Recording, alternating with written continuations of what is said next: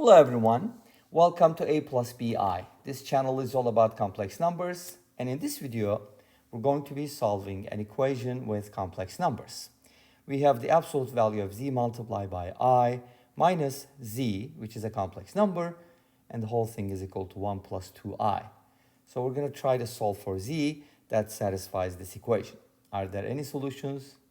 Do we have more than one solution? Do we have infinitely many solutions? In which case, we would call this probably a locus problem. So let's go ahead and find out. And to be able to solve these kinds of equations, usually the best method is to replace z with something like a plus bi or x plus yi. The name of this channel is a plus bi, so I try to stick to that as much as possible. And in this problem, we can use that. So let's go ahead and replace z with a plus bi. But before I get into that, I just want to bring up a question. Is there a way to solve this problem without actually naming z a plus bi? For example, can we use the polar form? Like, can we replace z with r times e to the I theta? You should know that a complex number can be written in different ways. Thanks to Euler, we have the polar form. And if you're new to complex numbers, by the way, go ahead and check out my lecture videos on basics of complex numbers. And if you like number theory, algebra, and trigonometry problems, maybe a tiny bit of geometry here and there, check out Cyber Math, Cyber with an S. Great, now let's go ahead and see if this method will also work, or is there another way to do this without naming this, like could we isolate z? So the problem here is we have z along with absolute value of z.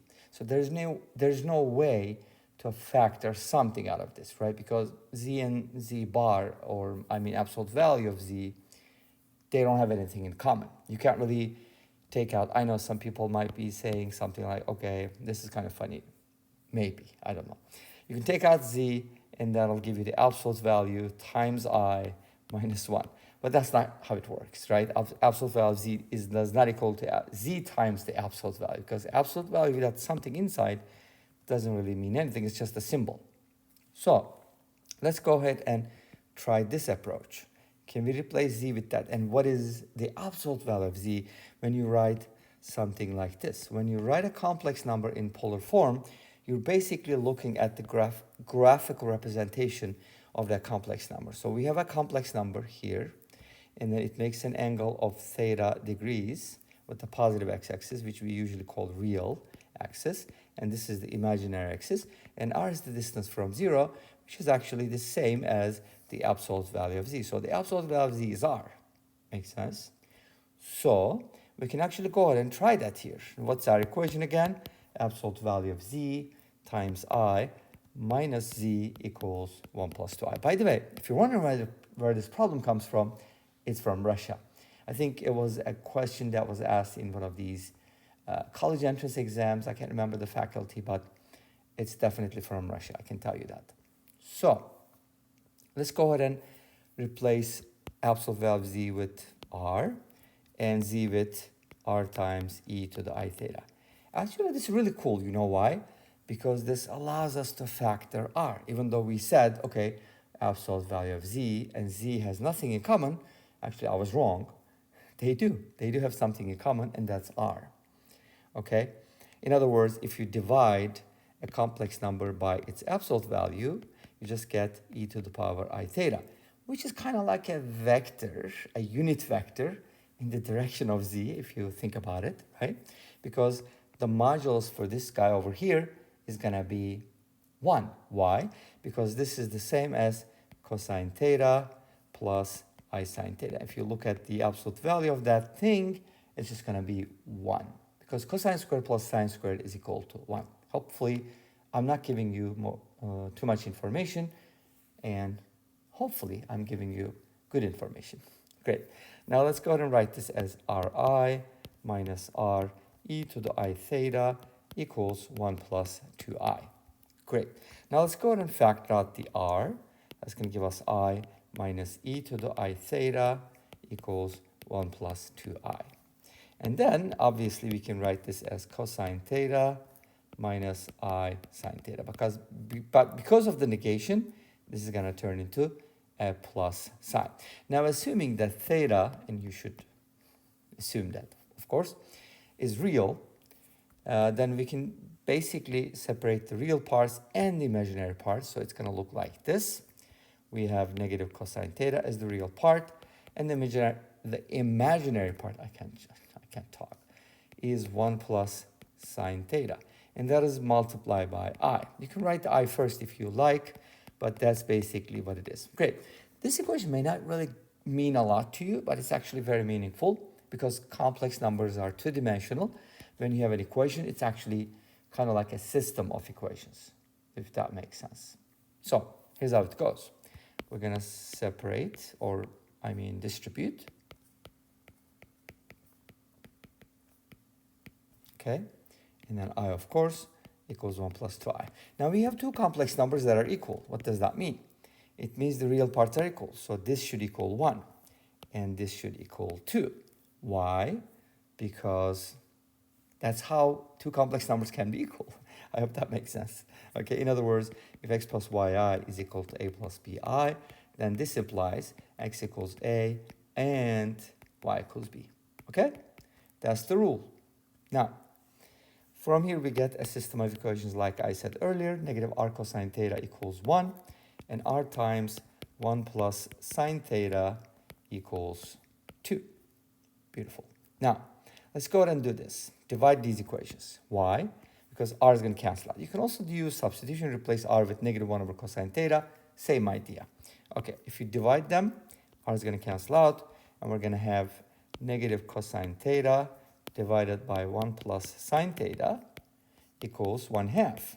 And if you cross multiply, which is very important here, you're going to get 1 plus sine theta equals negative 2 cosine theta.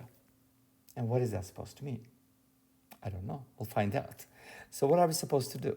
Well, we got to solve this equation, because if we do, then we'll get sine theta or cosine theta.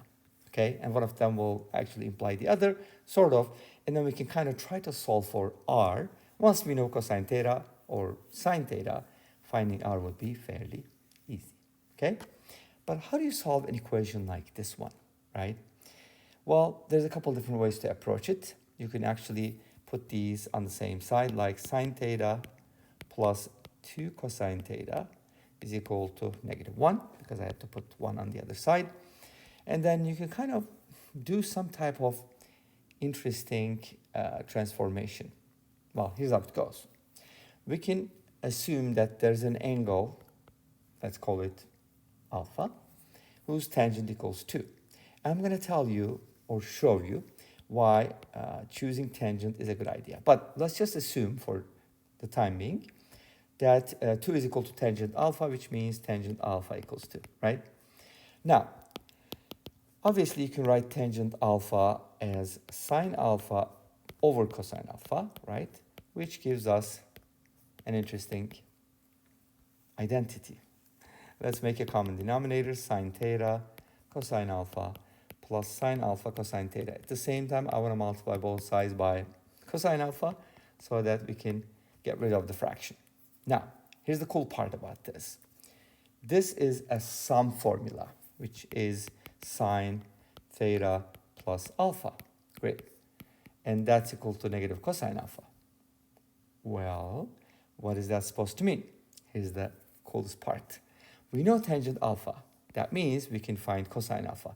There's definitely two values for it, but we can try both. What does that mean? Here's a little bit of trigonometry with geometry.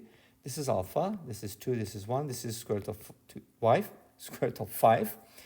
And because tangent alpha is opposite over adjacent, it's satisfied, right? Okay, now, from here, cosine alpha is actually going to be 1 over root 5 or negative 1 over root 5. We don't know which one is which. It depends on where alpha is or theta is. But let's just go with the positive 1 over root 5 first. So it's going to give us negative 1 over root 5. Okay. How do you use this information to find theta? So here's the thing. We do know tangent alpha or sine alpha, cosine alpha. And actually, I think I have a better idea. Instead of using this, can I use this because I know sine alpha. I don't think that's going to help though. So what am I trying to do? Let's kind of see what's going on. Oh yes. So here's what I'm trying to do here. I'm trying to find. I'm trying to find theta, but I don't think this equation is going to be very helpful. I do know that tangent alpha is 2, okay, and theta plus alpha is that. I don't think that's going to give me anything meaningful. So let me go back to the classical method. So let's take that, or this actually, rather, this is better. Sine theta plus 2 cosine theta equals -1. Or should I use, you know what? I think I'm going to use this one. Okay. Let's use 1 plus sine theta is -2 cosine theta. Is that right? Yes. Okay, cool. So now in this equation, I want to go ahead and square both sides because then we can use the identity, right? Sine squared plus cosine squared. So this gives us 1 plus sine squared theta plus 2 sine theta equals 4 cosine squared theta. We got to be careful though. When you square both sides, you may introduce extraneous solutions, which you have to check at the end. And since we have more sines than cosines, let's replace this with 1 minus sine squared. So that gives us 1 plus sine squared theta plus, I think this is a much better method. The other method will probably yield something, but I just couldn't come up with it on the spot. Anyways, you can hopefully help me with that. Now we're going to put everything on the same side. 5 sine squared theta plus 2 sine theta plus 1 minus 4, which is -3. Okay, this equation should have a good solution, I have a feeling. You know why? Because if you look at the even coefficients, their sum is equal to the odd coefficients. You know what that means? It means that -1 is a solution. In other words, sine theta can be -1, which means sine theta plus 1 is a factor, which means the other factor is 5 sine theta minus 3. And we can always check that. -3 plus 5 is 2, so it checks. Great. Now this is equal to 0 gives us two things. Sine theta equals -1 or sine theta equals 3/5. Are both of them good? We'll find out. Now let's go ahead and go back to one of these equations that we came up with originally. I think I can use the first one, which seems a little simpler. Arc cosine theta is equal to -1. Arc cosine theta is equal to -1. Uh-oh, I don't have cosine theta. So let's use the other one. Okay, fine. The other equation was what? R times 1 plus sine theta is equal to 2. R times 1 plus sine theta is equal to 2. This is going to be a little easier. Now notice that if sine theta is -1, this is going to be 0. But there's no way r times 0 equals 2 because 0 does not equal 2. Does that make sense? Obviously it should, right? It's nonsense. So it means sine theta cannot be -1. And that should kind of make sense if you look at the equation carefully. But anyways, so this has to happen, which means we can just replace sine theta with 3/5. And that gives us r times 8/5 is 2, or r is equal to 10/8, which is 5/4. So now I know r equals 5/4, but I do not know theta. Well, I kind of do. Well, I do know sine theta. So I can actually write it. Z equals r times e to the power I theta, or r times cosine theta plus I sine theta. So basically, to be able to write z, I do need sine theta and cosine theta. I don't need to know what theta is. I don't really care. So z equals 5/4 cosine theta. What is cosine theta? I don't know. But cosine theta, if you know sine theta, the cosine theta can be found easily like this. This is 3/5. This is 4, but it could be negative as well. We're going to check both. So cosine theta, suppose it's 4/5. And suppose this is 3/5. It is actually. Now when you multiply these things, you're going to get z equals 1 plus 3/4i. That's one of the solutions, I think. And the other solution should come from the negative value, which should be 5/4 times 4/5 minus I times 3/5. Because cosine can also be negative, right? Well, you can actually check it with the original equation. If you plug it in, this kind of tells you that cosine should be negative. You know why? because r cannot be negative, negative r cannot be positive, so cosine needs to be negative. In other words, negative r is negative, cosine theta needs to be negative to get a positive product. Make sense? So you should go not with this one, so this shouldn't work. You should go with this one. And from there, you should get 1 minus 3 over 4i as the only solution to this equation. Well, this has been a long video, but we still have to do the second method, okay? So bear with me while I complete the second method. So what was the problem? The problem was the absolute value of z times I minus z equals 1 plus 2i. And again, good job, Russia. This was a really good problem. Now, the second method is going to involve replacing z with a plus bi. And of course, this implies absolute value of z equals the square root of a squared plus b squared. Let's do the substitution. I times the square root of a squared plus b squared. I switch them. Minus a plus bi equals 1 plus 2i. This should be pretty straightforward. So from here, we get negative a minus b plus, it's going to be negated both, so I can write it like this. Makes sense? And then it'll be 1 plus 2i. Now, this is really cool. You know why?